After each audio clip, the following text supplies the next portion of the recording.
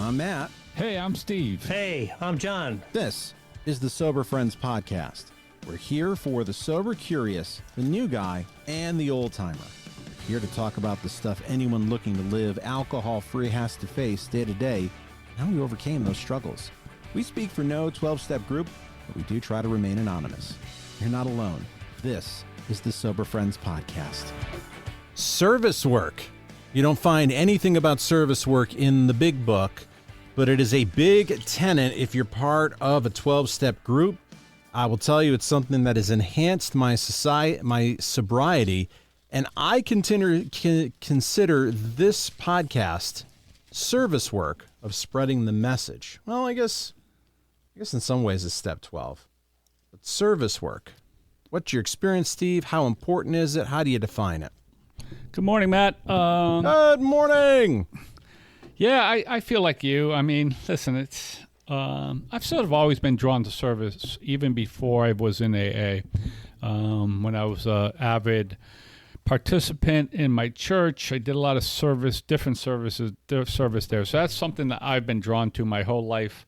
And then when I got to AA, you know, it doesn't specifically talk about service in AA, but there's examples of all the old timers, all the founders of doing service, right? And yeah, it's 12-step work, and it's a little bit different. I'm sure we'll talk about what the difference between 12-step work and service is. But there's examples throughout the big book, and to me it means I don't know. To me it means doing something for the greater good, right? Yes. Not so much for getting the next alcoholic, directly working with the next alcoholic, because that's sort of 12-step work, but doing something as a bigger picture. Because as much as AA is this sort of ground roots thing, all you need is a meeting place and a couple of alcoholics and you could have a meeting. There is a bunch of stuff that goes on, right? That needs to be organized and dealt with, and all those things like the printing of the big book, all those things, the changes, like that requires people to do some work, right? Absolutely. And that's on a higher level, and then even on the lower level, we talk about it like chairing a meeting, right? I don't know. It's 12-step work, I guess, but it's also service work, right? Because you're not directly working with a newcomer. So there's lots of different ways. There's lots of different ways for you to do service without being in any type of real leadership role.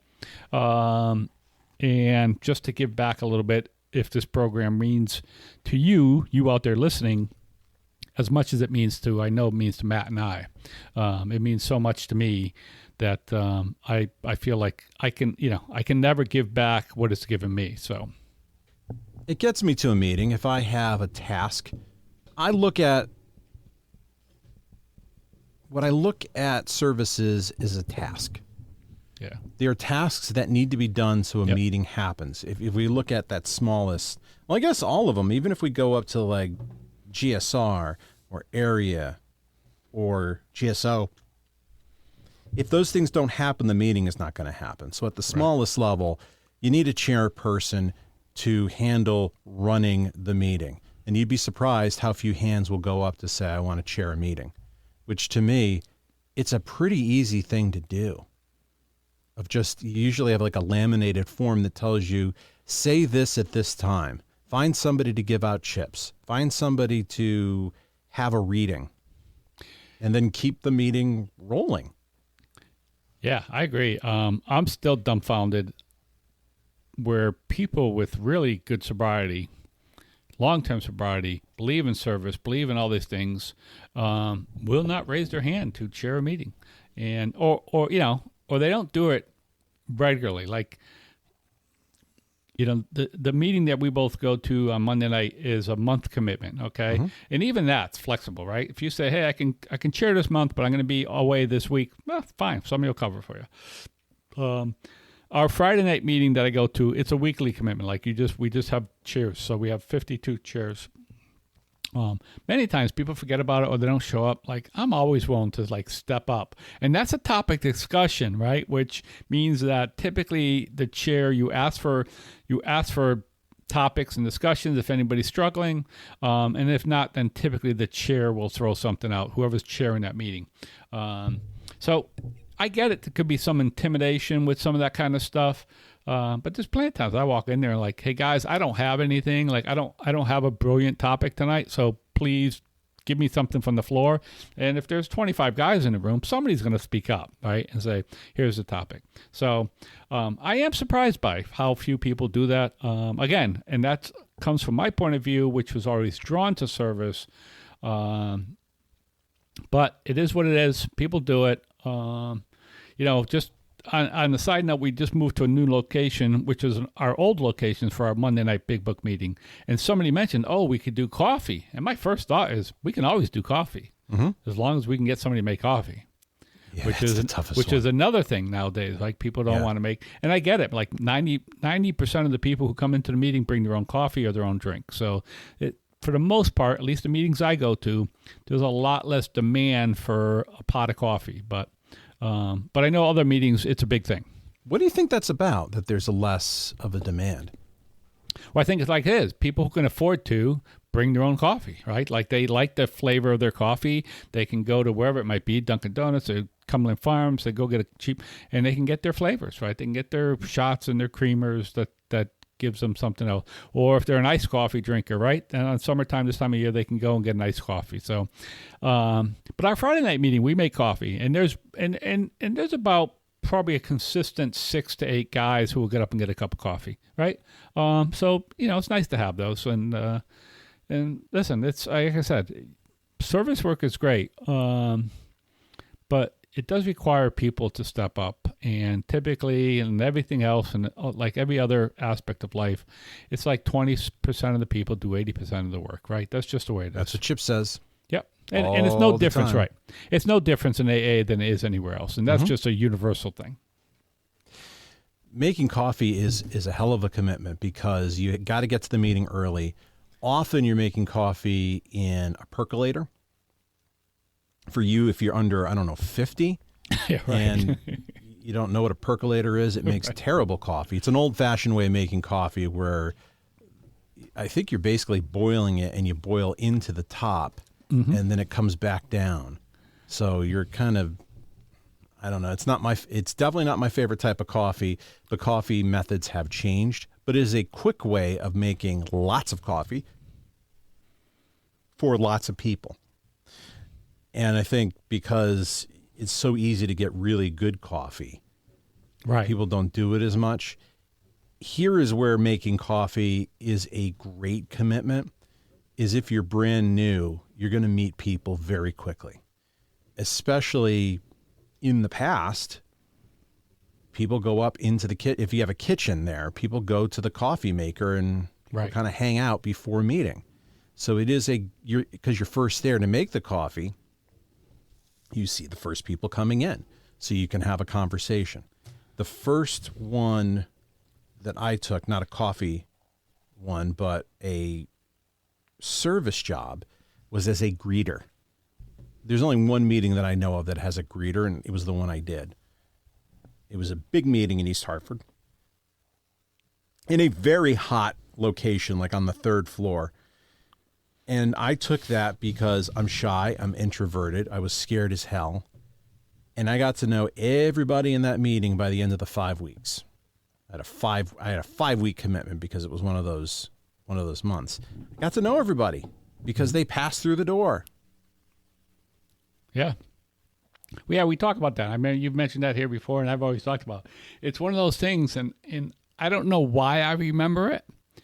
Because I didn't go to that meeting a lot, but in early sobriety and when I did, I went to that meeting often because, again, I've told this before, it's like if I felt like I needed a meeting, I knew that I would go to that meeting, there'd be a bunch of guys that I knew.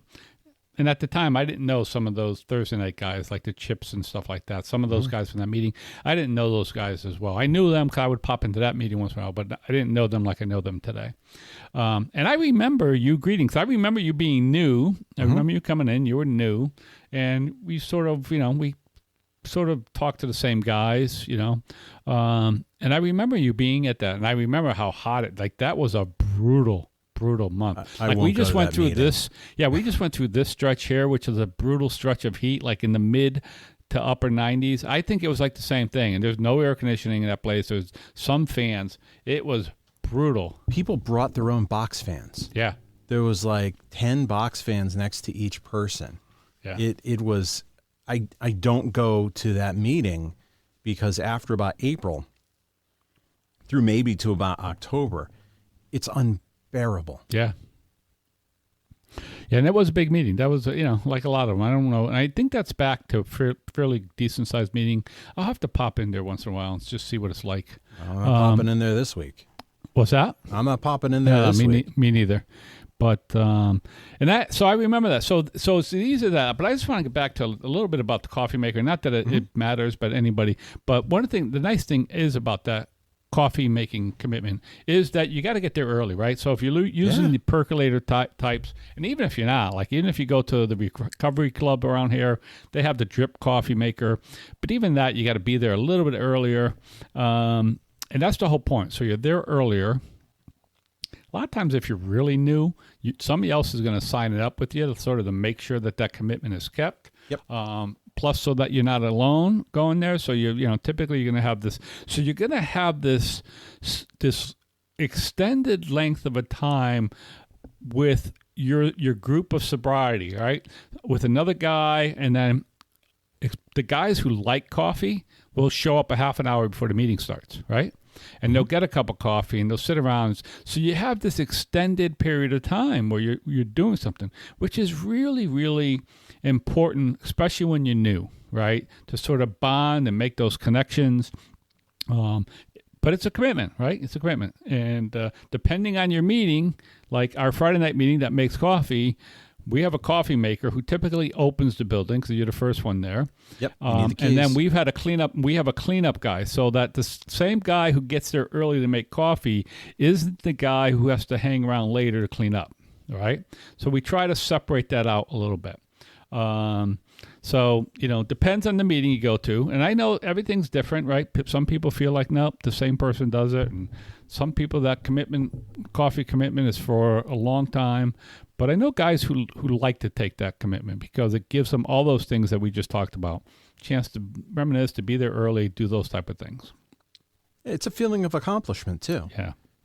I forgot about the cleanup part of that you kind of have to step away 15 minutes before the end and start packing everything up. Or you got to stay there later, right? I mean, if you wait to the end of the meeting and then you start your cleanup, then it'll and it's not a huge, but again, if you're at a 7:30 meeting, like my Friday night meeting is, in order for us to get coffee done, you want it done. Like I said, guys will show up if they know there's coffee by 7:00 for that meeting.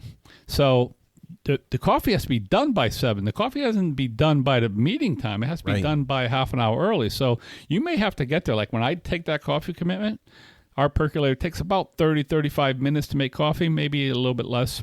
So I get there at 6:15 so I can get everything out, get it going.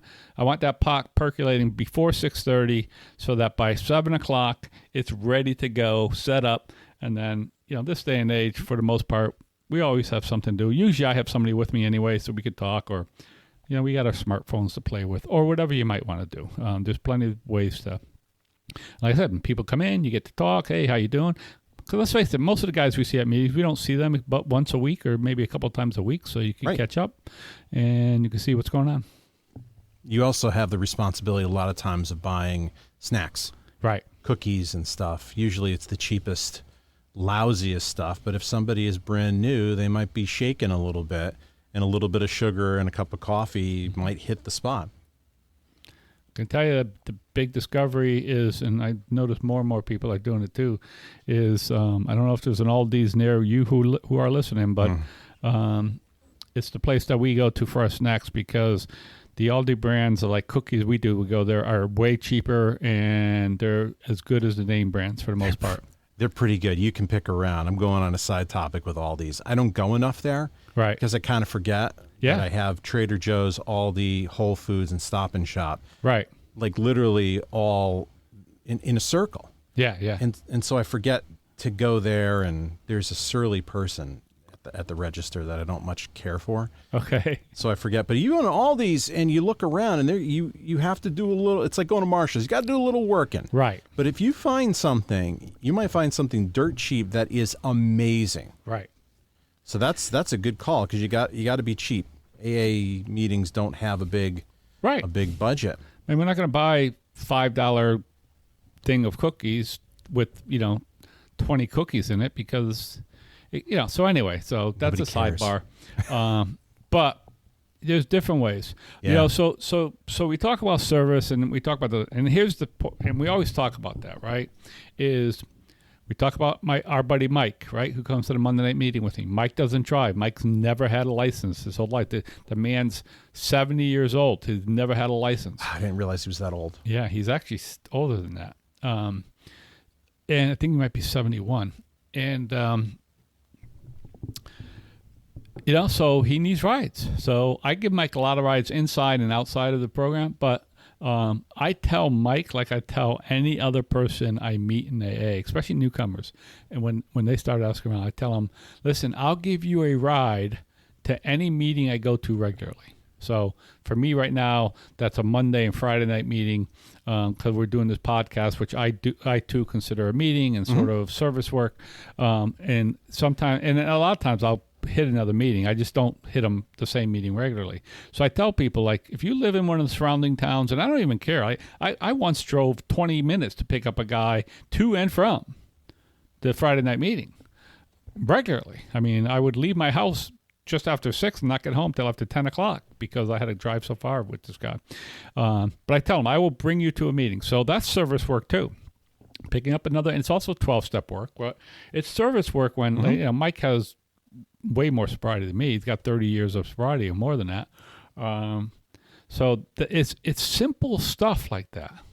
Simple stuff. Putting away the chairs, cleaning up after the meeting, right? Yes. We always do that. Like, that's service work. You'll hear me on Monday night, especially I see some of the guys, and these are guys alike. And we'll be cleaning up, and I'll look at these guys, and they're talking, not helping. I'm like, hey, you don't got to help, but you can't stand in the way, right? and they'll always look at me, and they'll give me this eye, and I'm like, I'm calling them out. Like, we're putting shit away. Yeah. Put some chairs away. You can do that and talk at the same time, Or you can talk after you're done. But again, there's people who do that. And most of the time when that stuff happens, everybody chips in. A good amount of people chip in. So lots of different levels in service work, all the way up to delegates, which are connected right to GSO in New York, What is the purpose of district and area and GSO? Because that's not like you're part of the leadership. No. Not how it works in AA. No, I think the main part of those service positions are information flow. It's infrastructure. Right. It's information flow. It's like, again, without getting into too much of the details, AA is a bottom up, right? They talk about an inverted triangle, which means it's the groups, right? Or the alcoholics, actually down to the individual, but you have to have some type of organization. So it's the groups that have all the power. It's the groups that make suggestions up the ladder to change the big book or not change the big book or do this or do that, right? So there has to be a way to flow that information.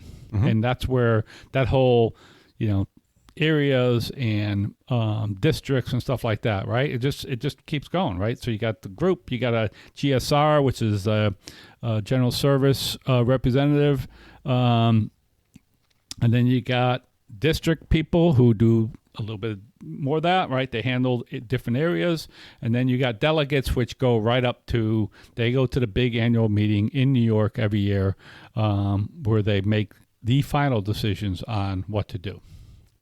All of the district stuff and all of that service work, we're talking about district, area, GSO, all of this stuff is infrastructure. It's communication between the groups. There is money that's needed because there are events that are in an area or in a district or in a state like Soberfest. Whatever you have in your area, Soberfest, Siskipa, the overall convention that they have every 5 years. There are these other things that happen that are events. You may have more or less in your area, but you need somebody at some level to make sure that those things are run, and you need somebody to do it. There's not a paid staff that is an event planner. It's just people who have time where they haven't been drinking and they're members of AA. That's who does it. So you get the people who are willing, and there are always positions open. No committee is ever full. Never. Always positions.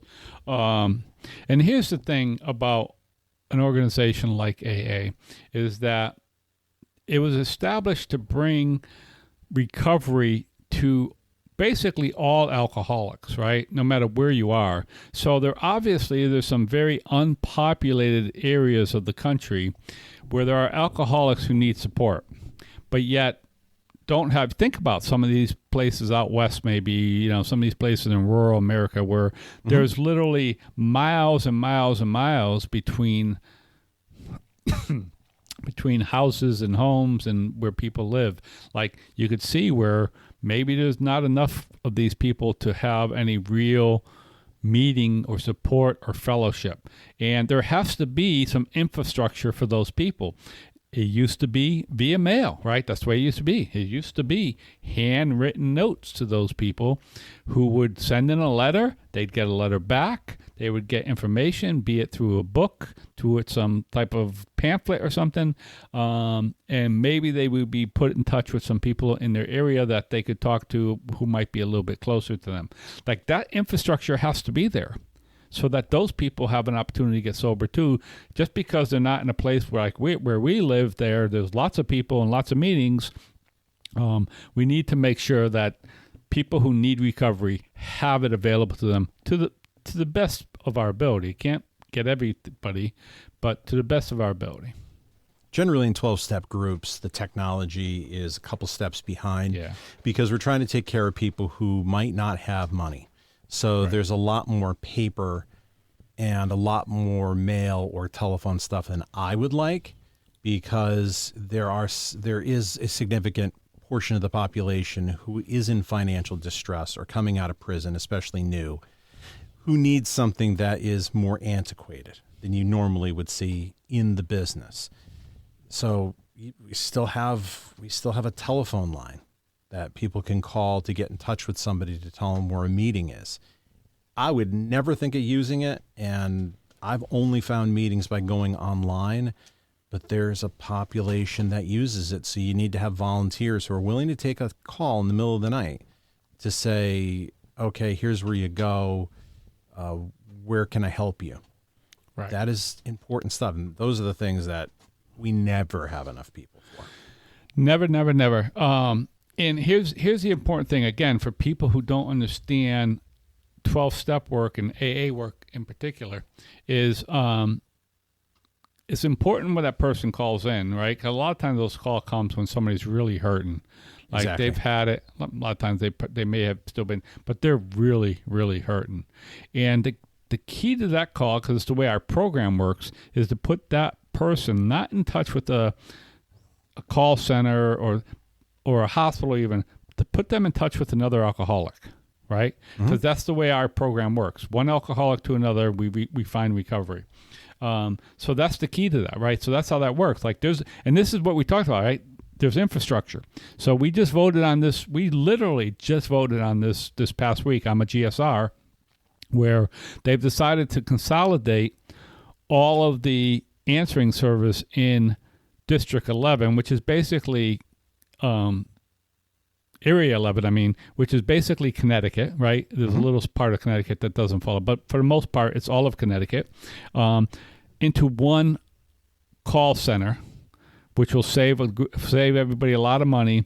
But that's just right, and that's going to cost whatever. That's going to cost, I don't know, $15,000 a year for all of that. So money has to be changed. Somebody's got to order. Somebody's got to talk to that. Somebody's got to set up the contract. Somebody's got to pay that bill. Like, all of that stuff has to happen. But on the other end of that, as we're talking about it, there has to be a list of volunteers Yes. who are willing to take calls. All right. And the whole thing is, they say that you can be on this. You can tell them when you're willing to take a call, between whatever days. I've been on that list before and I've never received a call, but our buddy Frank, who goes to the Monday night, Big Frank, who goes to the Monday night meeting, Frank called that line. And Frank tells his story when he talks about his story. And not only did he get in touch with another alcoholic, but another alcoholic told him, I'll come pick you up, and took him to a meeting, which happened to be Timmy's teepee meeting. Yeah.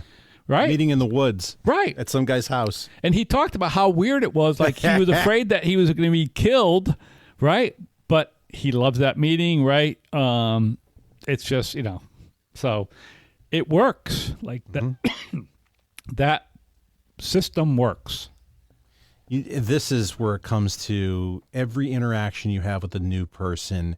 You got to be on your best behavior because you could scare somebody away. It is miraculous that Frank stayed sober after getting picked up, brought into the middle of the woods in rural Connecticut to go to a meeting under a teepee during COVID, and he stayed sober from that time. But I think also there's that kindness aspect of, I'm willing to pick you up. I got a great meeting for you. It's a little strange because it's outside, but there's going to be good people there, and you'll be taken care of. I want to just talk about that story. We should have Frank on one of these days. We should have him on to talk about his story. I would love to have Frank on. I should talk to him. And but not only that, but Frank's a big guy. He looks like a grizzly bear. Like, he's big. He's big. And I don't know if you know the guy who picked him up, but it's a guy named Bob, right? Bob's a little guy. And I just thought about that Bob is willing to talk to this guy and then go pick this guy up, right? Not only is Frank thinking he's going to be killed, but, how does Bob feel, right? This guy's going to get in his car. He's going to drive out into the middle of nowhere. I mean, once he gets there, he's probably fine. But he also has to do that whole drive with somebody that he doesn't know, right? And I just think about that commitment to this program and that commitment of service. And that's 12-step work, but that commitment of trying to pass this program on to another suffering alcoholic. Yeah, I'll have to reach out to Frank. I've got his number too. I never even thought of that. That would be a great idea if he's comfortable, because Frank is a hell of a character. He is. And he has a lot of my story with the family. I'd love to hear what you think of service work. You can reach out. People reach out now. Matt at SoberFriendsPod.com, on Instagram at SoberFriendsPod. I am way behind on people who have donated, and I'm going to have to catch that up. I have seen your donations. We're doing great. If you want to make sure that this stays in the ear of the new guy, you can go to buymeacoffee.com/SoberFriendsPod, and you can give what you want or give what you feel you get value out of this. Everything gets just thrown into my PayPal account, which has interest, and when a bill comes up, I pay from it. Otherwise, it just sits there. It's really just used to make sure that the resources that we have can keep rolling so that we can sound professional and have good quality. All right, Steve, thanks for doing some service this weekend. I'm doing the service right now of taking my son to the pool where he's getting lifeguard training. Nice. Enjoy. Have a great day out there. Have a great day, Matt, and we'll see you on the other side. That's right. Next week. Bye, everybody. You made it this far into the podcast. That tells me you're a pretty big fan.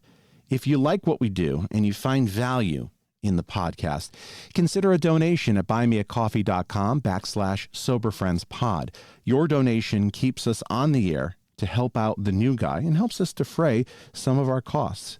If you find value in our podcast, please consider a donation at buymeacoffee.com/SoberFriendsPod.